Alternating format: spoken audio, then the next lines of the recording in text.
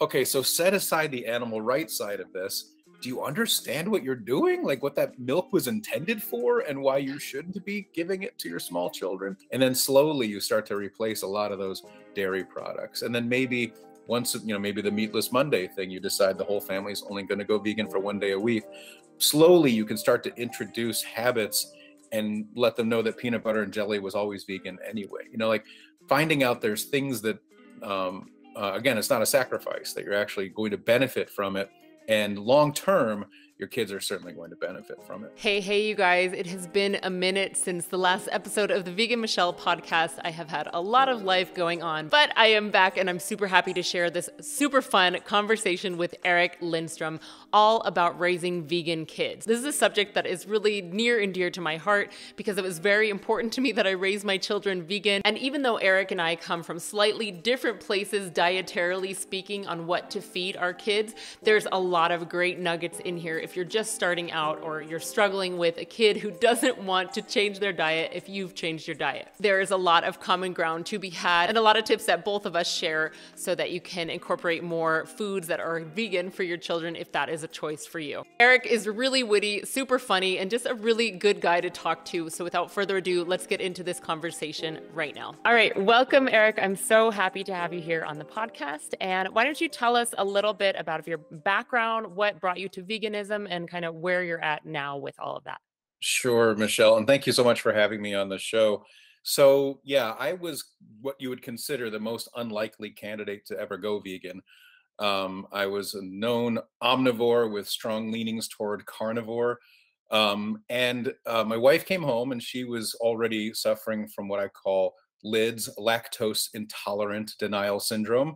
And she was celiac. So her diet was already pretty limited. And she came home with Colleen Patrick Goudreau's book of the 30-day vegan challenge and said she's going vegan. And honestly, at that point, which is now over 10 years ago, I didn't even know what that meant. And so her doing it let me want to support her in doing this for some reason.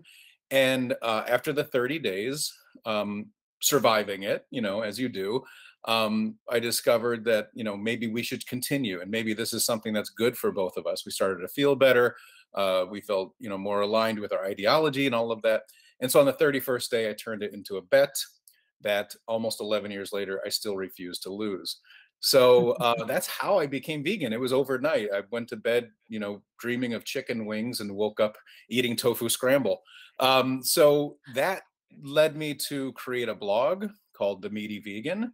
And the blog was supposed to document my failed attempt at going vegan.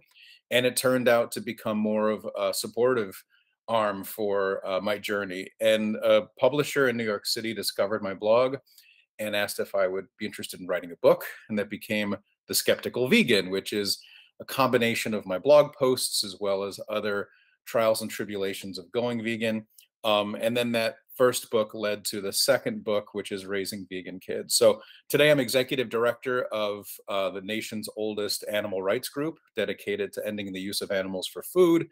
And so all of this can happen later in life. The only regret vegans have, as you know, is that they didn't do it sooner. And so going vegan in my then, early 40s was a lifestyle change that affected everything after that. So it's been great. I highly recommend it, obviously. And I thank you for being vegan. Yeah, absolutely. And I love it because, coming from a very skeptical point of view, or even like you said, sometimes it's funny to look back at ourselves and see kind of where we were coming No, from and no. things and judgments that we may have made to somebody who is vegan or plant-based and then just realizing, well, crap, I was wrong about that. Well, and the other side of that too is seeing people doing things that you used to do hmm and not believing that you used to do them, like our families that we hang out with, some of which of course aren't vegan, hmm pouring huge glasses of cow's milk for their hmm kids. And hmm you just cringe. You're like, okay, so set aside the animal rights side of this. Do you understand what you're doing? Like what that milk was intended for and why you shouldn't be giving it to your small children? So, I went through all of that. I was raised that way. Again, look back and like I said, my only regret is that I didn't do it sooner. And what we can do now is encourage others to consider it and to even say something like, you know what, if you give those same kids a big glass of sweetened almond milk. I will stress that you do want it to be sweetened, or the kids probably won't drink it. They're going to love it. It tastes like a milkshake. And then slowly you start to replace a lot of those dairy products. And then maybe once, maybe the meatless Monday thing, you decide the whole family's only going to go vegan for one day a week. Slowly you can start to introduce habits and let them know that peanut butter and jelly was always vegan anyway. Like finding out there's things that, again, it's not a sacrifice, that you're actually going to benefit from it. And long term, your kids are certainly going to benefit from it. Yeah, I totally agree. And I'm going to just quote this actually because I think it's relevant. As stated by the Academy of Nutrition and Dietetics, which is the largest organization of nutritional professionals in the world. I'm screwing that all over the place. A well-planned vegetarian and vegan eating pattern can be healthful and appropriate for all stages of life cycle, Yes. including infants and toddlers. So this was something that I would bring up to objections from different family members and when I was pregnant and, when my kids were infants and toddlers, because we only know what we've been socially conditioned to know. And so you can't fault anybody for thinking that you must feed a child with cow's milk beyond breastfeeding or formula because that's what they've been told. However, it's just not true. Studies show, the milk, cow's milk is for baby cows to grow into big cows. And when we start to, cross over the species there, you end up with a lot of different issues. And I think that giving your child this jump on eating plant-based and eating a vegan diet is so beneficial because not only is it really giving them a gift for life, you're reducing the amount of chronic disease that they are, introduced to or not, depending on their diet. And when you do it healthfully, just like you said, you can include many things that are on a standard American diet that people just wouldn't even blink an eye at. Peanut butter and jelly, spaghetti without the meatballs. Instead of a beef burrito, a bean burrito. Like these are all reasonable. They're all, it's very, very doable. And it's not like children have like a crazy palate where they're to begin with, exactly. And another thing I thought was really interesting is, when your children are young, they are attracted to animals as in like wanting to pet them and stuff. And if they ever are in the grocery store and they see a lamb's leg or something and you tell them what it is, they're a little horrified to find out what that really is. It's really true. In fact, one of the things, again, where I am professionally now as the executive director of Farm, my everyday work is to inspire people to consider veganism and to understand how their life choices, which oftentimes starts with diet, impacts not only human health, but the environment, and then ultimately saving animals. And so I can remember, and maybe you've done this too, walking through a grocery store and finding myself in the meat aisle because it's on the way to somewhere else. And I would point it out to the kids who are very small at that point, pushing them in a stroller. I would say dead cow, dead pig. I would make sure everyone could hear me. That's like as much activism as I want to do in a grocery store. But I want to remind them. It's really important. It's not, you should be, if you're feeding your kids that stuff, they should know where it comes from, in my opinion. And so while our kids are vegan, I would be very adamant about pointing out to them, these are animals. These were living sentient beings who have now been chopped up and refrigerated. They're corpses, right? Like there's no other way to put it. And I was never shy about that. And we've never been shy about that with our kids. I mentioned that in the second book about seeing one of our kids' friends at a daycare who was playing with a rubber chicken, like a cooked chicken, like it was part of a kitchen set. And I said, "Do you know what that is?" And she said, "No." And I said, "Well, it's a dead bird." And she was like, "No, it's not. It's a chicken." And I was kind of like, "Oh, okay, you got me. It is a chicken, but it's still dead." So yeah, I'm not someone who would turn into an activist in a social setting like that, like you say, things like birthday parties or other events where kids are invited. But I definitely am also not pulling punches and shy about making people understand that cow's milk is for baby cows.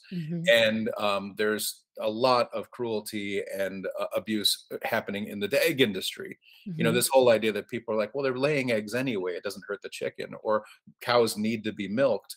all of those are just like things that we've been fed. They're urban legends to make sure people continue to consume these foods, to make Hmm. sure they continue to be sick, to make sure that the big pharma can give you the prescriptions you need to stay alive so you can keep eating more animals. It's a cycle that we're all stuck in. And as you said, Michelle, we have an opportunity ourselves and an obligation, I think, to our children to change that pattern for them. Yeah, totally. And I think that, obviously when they get old enough and they can make their own decisions, they'll decide. However, because of the Exactly. Yeah. foundation that has been laid and without being like a crazy, crazy vegan, Yeah. I do feel like my children understand the connection at 2 and 5 that those carcasses in the grocery stores are animals that have been killed. And my son is 5 now, and I hear him telling people we don't eat I cows. know. I And know. it's like slightly embarrassing, but I'm also very happy that he has like an understanding of why that is the truth. Yeah. You should be proud of that. Yeah. Yeah, yeah. They've become the cool kids, by the way. I'm not sure yet with yours because one sounds like it's maybe kindergarten at this point, but the vegan kids probably 10 years ago were the weirdos, and Mhm. now their friends look at them like, "That's so cool that you're vegan." Like, I get it. I don't want to eat this either, but they do. Like they'll Mhm, eat the mhm. hot dog. Meanwhile, our kids will find the vegan hot dogs. Our kids will be the ones who unfortunately sometimes have to bring food to parties, like a cupcake or whatever. But it's all, we're educating people, and it's part of the process, I think. Yeah, totally. So I want to get back to schools and birthday parties, but let me scoot back to when you guys were when your wife was pregnant with her first child, and kind of where you were in that headspace, because was it close to when you guys transitioned initially? Or I think I read somewhere you have one child who you raised on a standard American diet and you raised the others vegan. Yeah, So yeah, yeah. tell me a little bit kind of in those early stages where you guys were at headspace wise. Well, I have an older daughter I have an adult daughter now who was raised on the standard American diet, and she's the one who I could admit to saying, "You have to drink your milk. You need the milk." So I've lived these experiences. I know what others are going through, and I know how it feels to be misinformed and to feel like you're doing good by saying you must eat your protein by pushing a chicken toward them. Like Yeah. I've been through that, and now meanwhile, some 15 or 16 years later, we my wife and I adopt Oh, a awesome. little boy. Yeah, so we fostered him to adoption, and it was really interesting because when he was with us, even before adoption, he of course was being fed vegan food, and if he had to go see his birth parents for a day or whatever during the visitation, we don't know what he's Yeah. being fed. And so there was a little bit of that back and forth, and there was also the question about from the agency, are you feeding him a healthy diet? Because you Mhm. have this baby that we've trusted you with, and as you know, it's much healthier. As you said, all stages of human life. So there were, early days with before we were able to adopt fully our son, where there might have been a little bit of back and forth, but we were committed to making sure that our household remained vegan. And so then when my wife got pregnant, when our son was only 18 months old, we knew that we were going to raise our daughter also vegan, the whole household, of course, being vegan. Mhm. And I'll say it over and over, and I'm sure you're starting to say this if you haven't already, but until they have a job Yeah. and a car, they really don't have a choice on what Yeah. they're eating. And it's not that we're depriving them of anything. And if they Mm-mm. want pasta, and if they want, like you said, meatballs, there's lots of really good plant-based meatballs out there now. They are well fed and they're Mhm. constantly eating. And that's the thing with ours who are now 9 and 7. Uh, Paisley's turning 8 in September. So she's almost, I mean, there's that much of a short distance between the two of them, Yeah. that they're very well fed and they're constantly eating, and all of the snacks and all the foods in the house are vegan. And it's, again, we're doing what we can to give them a head start, a healthy head start on life, as well as you say, talking about the compassionate side of being a person, a good human. Yeah, yeah, totally. And I think that, sometimes people want to know the benefits. What kind of things do we see in the difference between our kids and other kids? And I don't know that, it's like needing to pit people against each other. But something that I personally have noticed, and I'd love to hear your thoughts, is that especially once my son went into preschool and like there was just so many kids sick all the time, I You did know? notice that, of course, he picked up some things. He's not superhuman, but I did notice he would get better really quick. It would only be Yeah, like a day or two, and he has boundless energy with what most kids do, right? But I feel right. like the diet also contributes with that. So do you feel like you've seen any differences immunity wise or health wise just because of their Well, diet? you know, Cooper is extremely athletic and can lift a Volkswagen over his head, and he's 9 years old. He's very, very, very strong. He's obviously the strongest and most athletic of all his friends. Some of that is, his hereditary, but a lot of it is his diet and activity level. And so Mhm. he's not lethargic.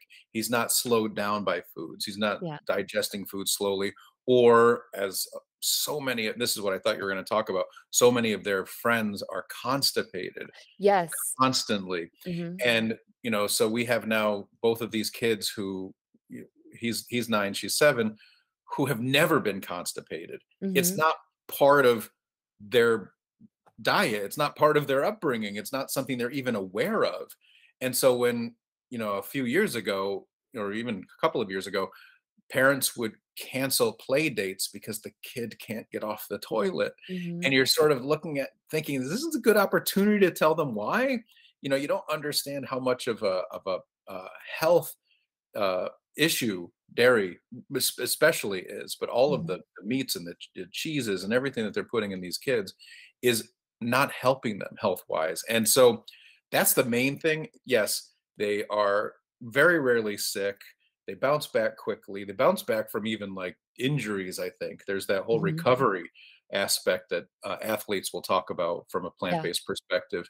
And then there's the fact that their bodies are digesting properly, that they're clean and they feel better. And, so I, again, you and I can talk forever about it with our own children because we're experiencing it. And you only hope that maybe someone hears this podcast, or maybe someone reads a book, maybe my book, and finds out that, you know what, let me give it a try. Because honestly, it doesn't take very long to see a change, Yeah. especially in a household, to make those brands, changing brands is all it comes down to. Hmm. And all of a sudden, you find out that they're feeling better, they're healthier, they're less constipated, they have more energy, all of the things that really aspire for as a parent and want to see in your kids. Yeah, I think that's so true. And that really brought me back to this one situation. I was talking with a mom at the playground, and she was telling me about her son who actually had to go to the hospital because he was so constipated. And that's just awful. And I, I'm a nutritionist and I don't want to, push a random mom at the playground around, but I was like, what is he eating that you feel is causing the constipation? And it was a lot of processed junk food, a lot of dairy, a lot of meat-based diet. And yeah, Yeah, these things make a huge difference. And without even really thinking about it, if you're feeding healthy vegan, even like whole foods, plant foods to your kids, then they're going to have the fiber in there. They're not going to be dealing with constipation. exactly. My Yeah. kids are poopers. They're pooping all the time. So yeah, I totally agree. It's very, very important. And so some things that I'd love to touch on now are that just different maybe ideas. Maybe, okay, someone's like, okay, yeah, I get it. I want to try it. Hmm. How do I actually do this? And you mentioned before, like a meatless Monday, or, just doing maybe one meal a day and just transitioning gradually. But what are some, I don't know, staples, breakfast, lunch, dinner, snacks, anything like that that you'd love to mention? And I'll chime Yeah. in with you too, that Yeah. you feel are good kind of crossovers for kids, if they've been eating a standard American diet, or if they're just starting, if they've been eating vegan all the time and their parents are just needing some ideas. What are some good ideas? Now, I have to start with a caveat here. I'm Sure. friends with T. Colin Campbell. Okay. He lives very close to me. Awesome. Um, I know Dr. Greger, I know Dr. Esselstyn, I know McDougall, I know all the guys. Nice. I know what a healthy whole foods plant-based diet is. Hmm. Okay. So starting there, know that our kids also eat cereal, like Yeah. packaged cereal occasionally, Hmm. right? We find the ones that are vegan that don't contain animal products or animal byproducts. There's some healthy ones out there that are actually really delicious. So there may be cereals in their diet, which I'm mentioning that because one of the reviews of my second book was, I can't believe he feeds his kids Fruity Pebbles or whatever, something. And I'm like, sorry, I know it's not good for you. I'm not advocating for an unhealthy diet for your kids, but I'm just saying they can be vegan. They can be Hmm. uh, raised and be healthy on a plant-based diet. So around here we eat just egg in the morning. Often we'll put together an egg, cheese, and spinach omelet. Of course, all plant-based. Oatmeal with brown sugar or maple syrup on it is a big one for breakfast. Toast with earth balanced butter, bagels with tofutti cream cheese. I mean, all of these things, when people stay over or if we're making breakfasts for people, they're always amazed at the incredible breakfast sandwich that we can make that has a sausage. By the way, the Jack and Annie's jackfruit sausage breakfast patties are outstanding. They're really good. And so, we could put together a breakfast sandwich for someone that has uh, sausage, egg, and cheese on a bun and with ketchup or mayo, whatever they want. Um, Hmm. they don't ever feel like they're not getting an actual delicious, almost decadent breakfast. So breakfasts around here are pretty much buttoned up. And with lunches, if they're home, there's always, like we were saying, pasta is a big part of it. Pasta and rice kind of start off a lot of what we're eating. Hmm. And then packing lunches, whether it's for a camp or for school, there's the sandwiches, the peanut butter and jelly sandwiches. There's those pouches, which they always eat, the apple sauces in the pouches, those things. There's, fresh fruit. Our kids love fruit. They'll just devour whatever fruit's in front of them. Yeah. And then, maybe a bag of potato chips occasionally. But then they're sitting there all day long eating vegan food, without even having it be a thing. They're sitting in the Hmm. cafeteria with their friends eating their lunch.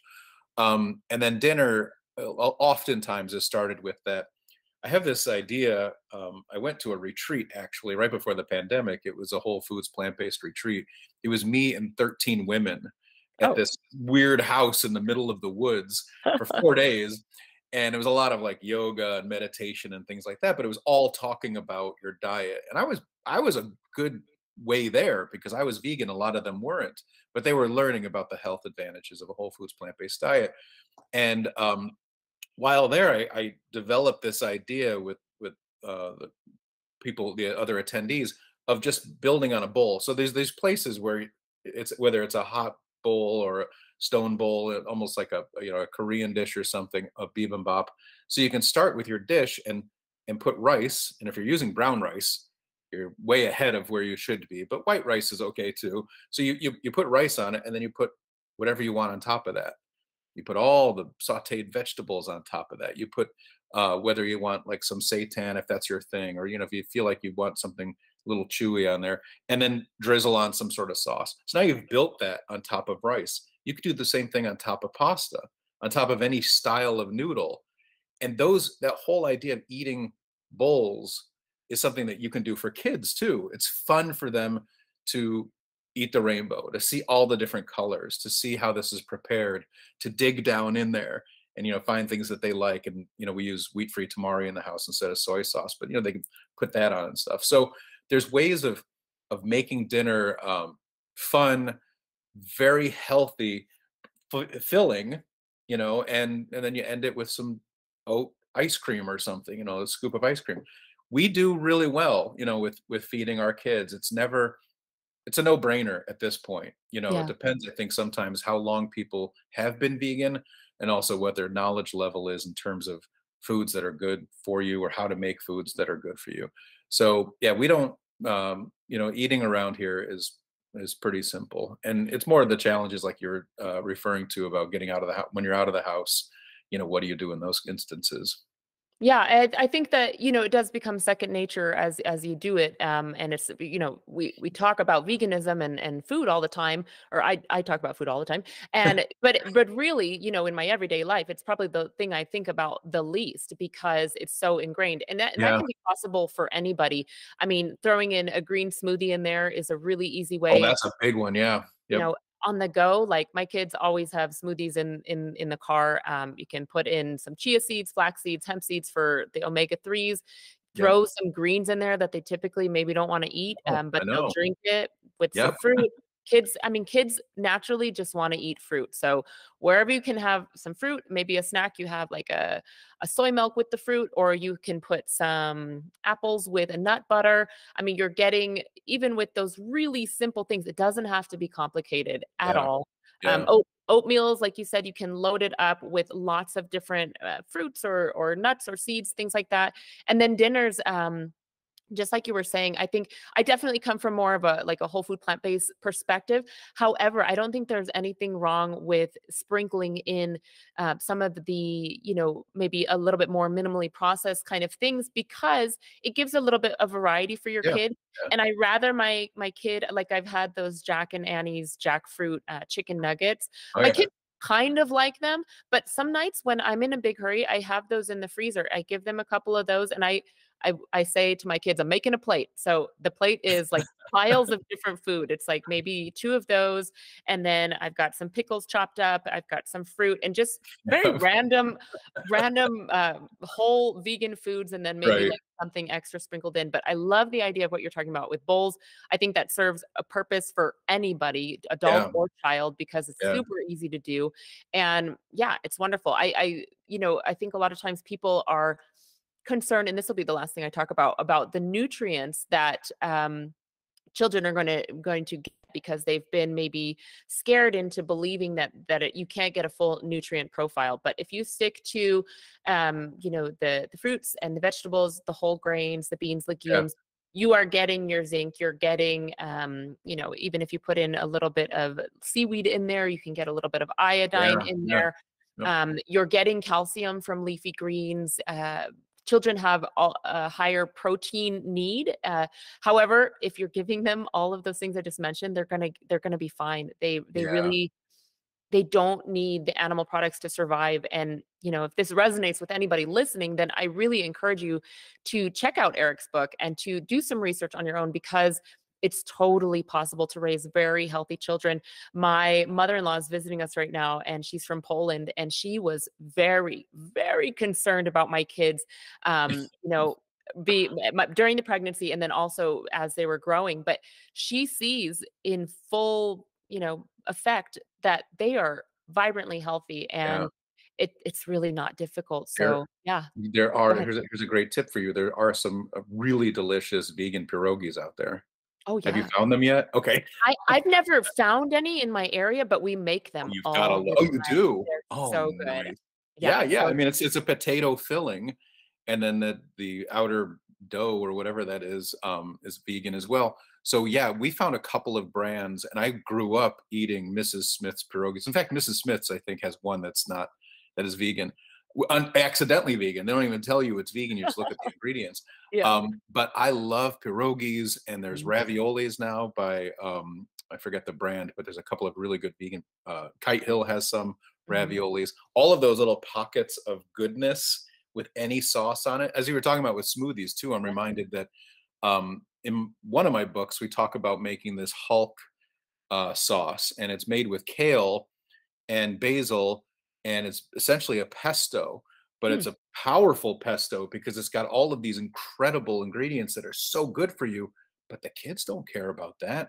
You yeah, just put a huge cup of that on some funny shaped pasta and they'll eat the heck out of it. So it's really delicious. All of these things are very easy to make now, vegan. mhm, So mhm, anything, I keep telling the story that when someone asks me, they're saying, "Oh, I'm having guests over, they're vegan, what should I make them?" I'll always respond now by saying, "What would you make them if they weren't vegan?" yeah, "Well, I would make them this, that, and that." I'm like, "Make them that, but change this to that. mhm, Use the plant-based milk instead of the regular milk. Use this plant-based butter instead of that butter. There's a pasta that just go through the whole process to show them that the exact same meal can easily be 100% vegan. And honestly, you will feel better serving it and you'll feel better after eating it. That's Yeah. the big thing. That's never more evident than after a Thanksgiving dinner. Here in Ithaca, where I live, we have the vegan mob. We're lucky we've got 20 or more friends who are all vegan. So we used to get together pre-pandemic, but hopefully still in the future we'll get together. But we would host a Thanksgiving potluck and 25 or 30 people would show up, all vegan. And you can't believe how much food you would have. And you would have all the gravies and mashed potatoes and roasts and all the things that you would expect. And you'd be full, but you'd feel good. It'd be a Yeah. different kind of full. Yeah. And then the next day, I tell people that the next day the gravy actually still looks delicious. It didn't separate into that Ugh. grease level and the brown level. It's still good. In fact, the gravy I make is basically mushroom soup. So you could eat it as a soup or you could put it on top of potatoes. But yeah, we definitely have found an easy replacement for everything that we've ever eaten before. And our kids, whenever they ask for anything, we find a way to feed them that. So it's been Totally. going really well. Yeah, it's not a sacrifice. If it is something that lines up with your ethics, and you want to show your kids about kindness towards animal, you want to have a lower footprint on the environment, you want to give them a jump start on a healthy life, a low blood Yeah, pressure, very low risk of heart disease, all of these things, potentially saving money, then this is something to look into. yeah. One thing I said we were going to talk about, and we didn't, I'll just quickly touch on this, is schools and birthday parties. So Yes. when you're heading to school or a birthday party, what is your kind of go-to that you send your kids along with? Because oftentimes they've not caught up. Some schools Yeah. do have vegan options, but a lot do not. I have a couple of interesting stories there. One of which is when our kids were at a very expensive daycare um, operated by Cornell University. So it's a higher end daycare, and as you know, those are very expensive to begin with. Yeah. And we discovered with two kids in that daycare, we were paying thousands a month to have them well cared for, well attended, educated, really in a preschool setting. But they were also being fed all non-vegan foods. And so we went right to the director of our local organization to find out there was a national organization out of Connecticut, and told them that we're paying the same thing the other parents are paying, and our kids can't eat the snacks. Yeah. So we either want a reduction of our tuition for having our kids be here, or we want you to introduce these six different things. Hmm. Well, they went to the the organization is called Bright Horizons, and I'm not sure how big their scope is, if it's just Northeast, but at the corporate level they made the change, and they Awesome. now every time they shop, they have soy milk on the menu, they have crackers that are vegan. So within 2 or 3 months we actually changed an entire organization structure, helping all the lactose intolerant kids at the Wow. same time. Hmm. But that was a big change. It was being able to have our kids eat snacks. Now that's a private sort of setting. That's something that you really could effectively make changes at that level. Public schools are a lot more challenging, and so Hmm. there's an organization called Healthy School Foods. Amy Hamlin is the executive director. She also happens to live in Ithaca. That's a complete coincidence, but she's the one who's gotten Eric Adams and other people in New York City to offer vegan options on all the school menus in the 5 boroughs. And then that's, of course, spider webbing out into other areas of New York and New Jersey. So there are groups who have our back, who have the interests of the kids in mind and are making changes at that level. For us, we discovered packing lunches was the safest bet. If we don't have time to pack a lunch, we will glance at the menu and hope for the best. They have sun butter and jelly every day. Hmm. Maybe the yogurts aren't vegan. We're not policing them in a public school, but Yeah. we're sending them there with, whenever possible, vegan options, and asking the schools to provide what they can in terms of vegan options. So you do the best you can, Yeah. and the main thing is you're reminding your kids without it becoming a lecture of why we're vegan and how much healthier it is for them. And as you said, they're fully aware that when they see their friends eating something that's an animal, they'll say, "You're eating an animal," like that. That the word turkey is an actual animal. Yeah. So we do what we can in those settings. As far as birthdays and other events are concerned, we learned early that we have to bring our own. Hmm. Um, because we're in Ithaca, where it's very vegan friendly, a lot of parents are super, super accommodating. You don't get Hmm. that everywhere. Yeah. And they'll say, "Oh my gosh, I understand that your kids are vegan. I got them their own cupcake," or Yeah. "We're going to make the cake vegan." Here's a great tip, by the way. If you're talking about kids and about parties, 90% of those Betty Crocker cake mixes are vegan. Oh yeah, I've heard that. Yeah. And the packet says add eggs and milk, and you just add applesauce and plant-based milk and cook it. And you get a cake that's big and fluffy and tastes like a Twinkie. And we'll make those almost as a snack here because they're so easy to make and so delicious. And 100% vegan just by replacing two of those ingredients. So there's ways that you can bring your own. There's ways that you can either let the host know, if you use this cake mix and these two ingredients, it could be vegan. Vegan ice creams, as you know right now, are as delicious and in Mhm. some cases more delicious. Every flavor is available. So for parties, we either come equipped or we're thankful that our friends are accommodating our kids. And we again, just pizza might be something we need to bring because a lot of parties have pizzas because it's so simple.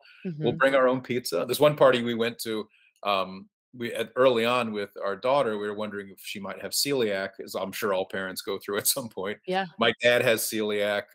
Their mom has celiac, so it wasn't out of out of left field. So we Yeah. went with a vegan gluten-free pizza, and somehow word got out, and all of these parents and kids whose kids were either lactose intolerant or also celiac or on a gluten-free diet came over and started eating our pizza, like actually helping themselves to our pizza. And we're just looking at them like, what are you Wait, doing? that's You brought ours. this.